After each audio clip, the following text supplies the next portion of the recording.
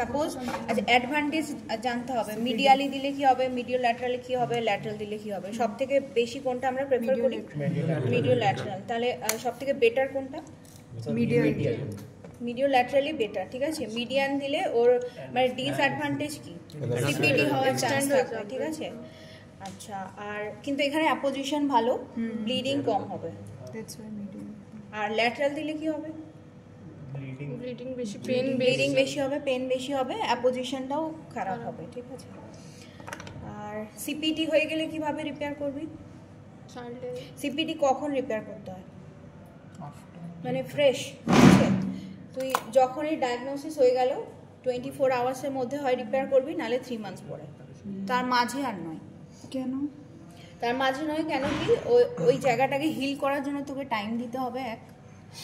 আর তারপরে করতে গেলে হচ্ছে তোর ইনফেকশন থাকবে, মাদার হেলথ পোর কন্ডিশন থাকবে, তারপরে ওই স্ট্রাকচারগুলো হচ্ছে তুই ঠিকভাবে আইডেন্টিফাই করা যাবে না ওখানে। 3 মান্থসের পরে করলে ওখানে স্কার হয়ে যাবে, তাহলে ওটাও করা যাবে না, ঠিক আছে। তো সিপিটি করতে গেলে ওখানে স্টার্ট করতে হবে কিন্তু নিচে থেকে, মানে রেকটাল মিউকোসা আগে হবে। রেকটাল মিউকোসাতে সুচার কেমন হবে, এগুলো আমরা সব এরকম এরকম দিচ্ছি উপর ওপর, ঠিক আছে। আর রেকটাল মিউকোসাতে কিন্তু এরকম উল্টো, মানে নটটা থাকবে তোর অ্যানালের দিকে, ঠিক আছে, অ্যানাল ক্যানালের দিকে উল্টো রেকটাল মিউকোসা। তারপরে আসবে তো স্পিংটার রিপেয়ার করবি, ইন্টারনাল স্পিংটার, তারপরে এক্সটার্নাল স্পিংটার, তারপরে আমরা দেবো মিউকোসা, ভ্যাজাইনাল মিউকোসা, তারপরে হচ্ছে মাসেল।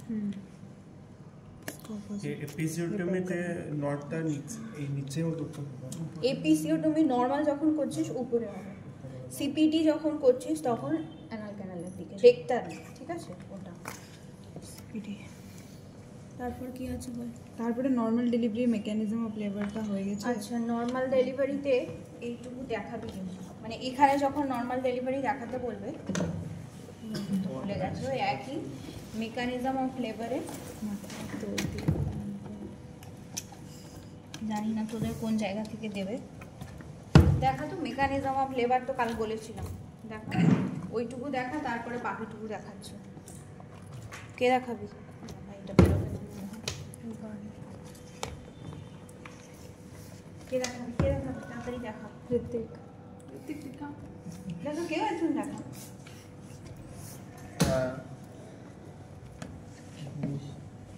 অক্সিপুটটা অ্যান্টিরিয়ারই আছে না তোদের? অক্সিপিটো পোস্টেরিয়রও আছে। পোস্টেরিয়র আছে, ঠিক আছে। তো অ্যান্টিরিয়ার আগে দেখা, তারপর পোস্টেরিয়র। ইসচিয়াল স্পাইনটা এটা ধরে নে, একটা অ্যাজিউম করে নে। First the lie is longitudinal,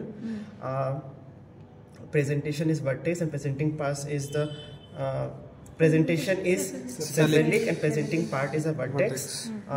In this position it is LOT. The engaging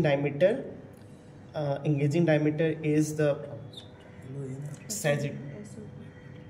engaging diameter বাচ্চা মাথায় হবে, তাহলে কি SOB subocciput pragmatic 9.5, and the diameter is the transverse diameter.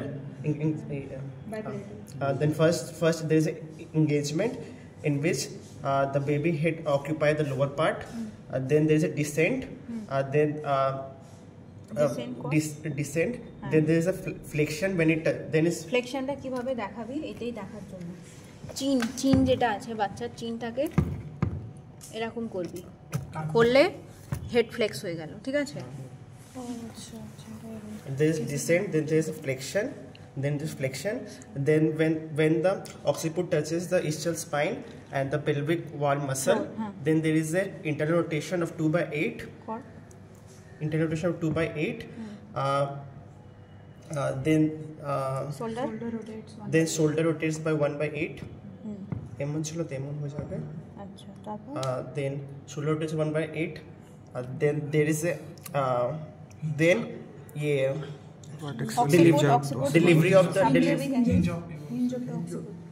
delivery of the baby by the extension. আচ্ছা, এখানে এবার বলতে হবে, ঠিক আছে। এই অবধি তোর ঠিক ছিল, এই অবধি। এবার তুই নর্মাল ডেলিভারি দেখাচ্ছিস, তাহলে হেড পেরিনিয়াম হয়ে গেল।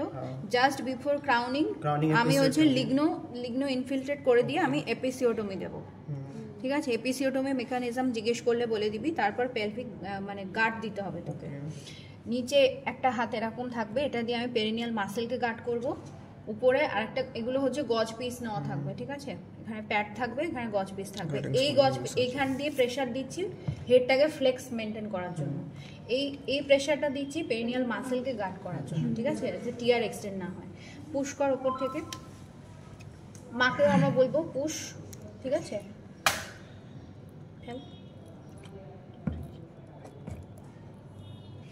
দিয়ে হেড ডেলিভার হবে, এবার বল।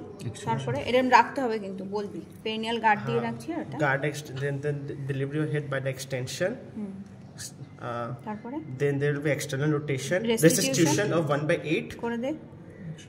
Then there will be external rotation of 1/8 In the same direction. and the same direction of restitution. হ্যাঁ, And then there will be delivery of the baby body না, by lateral. এইভাবে দেখালে হবে না। এবার delivery দেখাতে গেলে তুই এখানে করছিস, ঠিক আছে, তাহলে হেডটাকে এইভাবে ধরো, নালে এইভাবে ধরো। ঠিক আছে। ধরে আমি এরকম প্রথমে ডাউনওয়ার্ড ট্র্যাকশন দেবো, যাতে অ্যান্টেরিয়র শোল্ডার সাবপিউবিকে এসে হিঞ্জ করে। তারপরে হচ্ছে আপওয়ার্ড, পোস্টিরিয়র শোল্ডার রিলিজ হলো, ঠিক আছে। তারপরে এইভাবে নিয়ে মায়ের অ্যাবডোমেনের উপর দিতে হবে, direct skin to skin contact, ঠিক আছে। নর্মাল ডেলিভারি করলে এতটুকু তোকে বলতে হবে। Downward, then forward, then as a lateral flexion. এপিসোডমি দেওয়ার পর গার্ড দেবো না, তার আগে থেকে আমি এপি দিয়ে দিলি, তারপরে গার্ড দিবি, মানে হেড ডেলিভারি যখন হচ্ছে তখন মানে গার্ড দিবি। সিঙ্গেলই করছি, কোনো অ্যাসিস্ট্যান্ট থাকছে না। না, उस समय तो assistant ये खुद पुश कर रहा होगा ना इसलिए। এইটা দেওয়ার পরে বেবিকে কভার করে দিবি, মায়ের সঙ্গে direct skin to skin contact থাকবে, বেবি কভার আপ থাকবে। তারপরে কট ক্ল্যাম্পিং কিভাবে হবে, এখানে একটা লাগিয়ে দিলি, ডিস্টালি আগে লাগাতে হবে, ঠিক আছে, তার থেকে 2 সেন্টিমিটারে আর একটা লাগাতে হবে। এবার 3 মিনিটস পরে ডিলেট কট ক্ল্যাম্পিং, 3 মিনিটস পরে কট ক্ল্যাম্প করবো। আর কখন আর্লি ক্ল্যাম্পিং করবো, আর ফিডার ডিস্টেন্স যদি থাকে, ঠিক আছে, সেরো পজিটিভ যদি হয়, তো সেগুলোর জন্য। মাথাকে কিভাবে রোল করবো আবার একবার বাইরে? আচ্ছা, মাথাটা হচ্ছে এরকম রাখতে পারিস, নালে 2 ফিঙ্গার দিয়ে এরকম, কিন্তু এখানে নেকে যেন প্রেশার না পড়ে, এটা জাস্ট গার্ড দেওয়ার জন্য। এরকম দিয়ে ফার্স্ট ডাউনওয়ার্ড, তাহলে এই অ্যান্টেরিয়র শোল্ডার হচ্ছে হিঞ্জ করলো। তারপরে আপওয়ার্ড করবি, পোস্টেরিয়র শোল্ডারটা এখানে ভিজিবল হবে। দিয়ে তুই এবার ট্র্যাকশন দিয়ে মায়ের অ্যাবডোমেন, এটা বলতে হবে না। তারপরে ড্রাই করে কভার আপ করে দাও। তারপরে কি আছে বল? তারপরে পোস্টেরিয়রের পোস্টেরিয়রে তারপর ফেস টু, হ্যাঁ, এএমটিএসএল দেখাবো দাঁড়া একবার। থার্ড স্টেজ ম্যানেজমেন্ট কি হবে, বেবি হয়ে গেল, বেবি ডেলিভার্ড হয়ে এই আছে। এবার থার্ড স্টেজ কোথা থেকে স্টার্ট হয় বল? ফার্স্ট স্টেজ কি? First uterotonic. First stage is the dilation of Full evacuation to full dilatation. Second stage full dilatation to delivery of the baby. তারপর থার্ড স্টেজ হচ্ছে প্লাসেন্টা। তাহলে বেবি ডেলিভার্ড হয়ে গেছে, এটা সেকেন্ড স্টেজ শেষ হয়ে গেল। এবার থার্ড স্টেজে কি করবি? থার্ড স্টেজে আগে হচ্ছে ফিল করতে হবে অ্যাবডোমেনে যে কোনো আদার্স বেবি আছে কিনা, ইন ইউটেরো থাকলে আমরা কিন্তু সিন্টো দেবো না, তো এটা আগে অবশ্যই বলতে হবে। তারপরে তুই 10 ইউনিট সিন্টো আইএম দিয়ে দিলে অ্যান্টিরিয়র থাকবে। দিয়ে বেবি যদি ক্রাই করে যায় ডিলেট কট ক্ল্যাম্পিং করে দিবে, সেটা বলতে হবে। 3 মিনিটস ওইভাবে ক্ল্যাম্প লাগানো হলো, দিয়ে বেবি চলে গেল। এবার প্লাসেন্টা ডেলিভারি। প্লাসেন্টা ডেলিভারি কীভাবে হবে? Control contraction. তো কমার্স আছে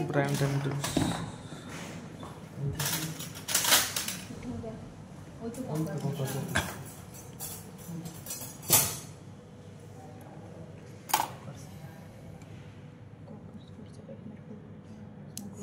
এখানে কিছু লাগছে না, যাই হোক।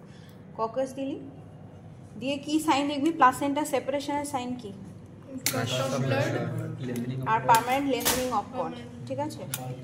তারপরে তুই এইভাবে ফোল্ড করে নিয়ে এই হাতটা থাকবে, ইউট্রাসের টোনটাকে অ্যাসেস করতে হবে কন্ট্রাক্টেড হয়েছে কিনা। সাপোজ এইখানটা হচ্ছে ওর ফান্ডাসটা এরকম আছে, তো তোকে এরকম পুশ করতে হবে আপওয়ার্ড, না হলে কি হবে? ইনভার্সন হয়ে যাওয়ার চান্স থাকবে। দিয়ে আপ অ্যান্ড ডাউন এরকম করবি, কটটাকে আবার এরকম ফোল্ড করে নিবি, নিয়ে আবার আপ অ্যান্ড ডাউন এরকম করতে করতে যখন লোয়ার পার্টটা ভিজিবল হবে, এটা বেরোবে না দেখি।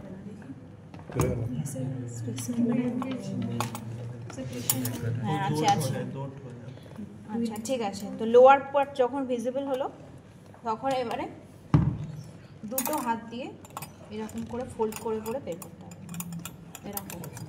ঠিক আছে, রোটেট করব। রোটেট করলে কি হবে, ইনট্যাক্ট মেমব্রেন বের হবে।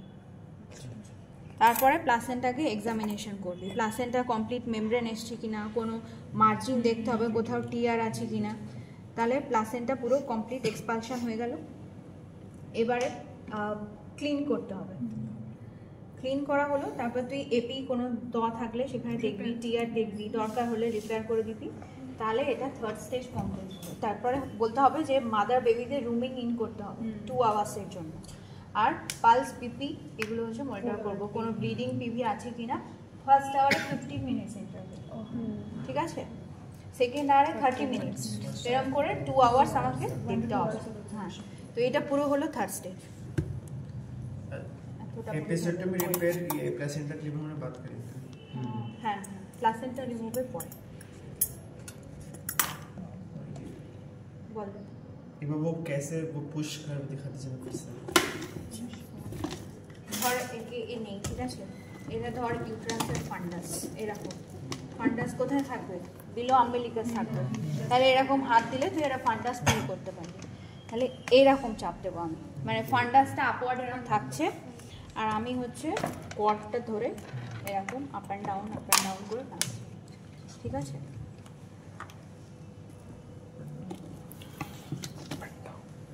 তারপরে আর কি আছে,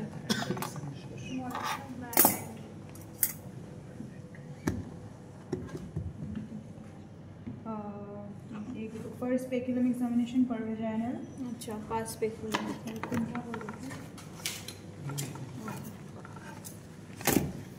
পাস স্পেকুলাম এক্সামিনেশন দু রকম, তুই আগে শুনে নিবি যে গাইনি পেশেন্ট না অবস পেশেন্ট।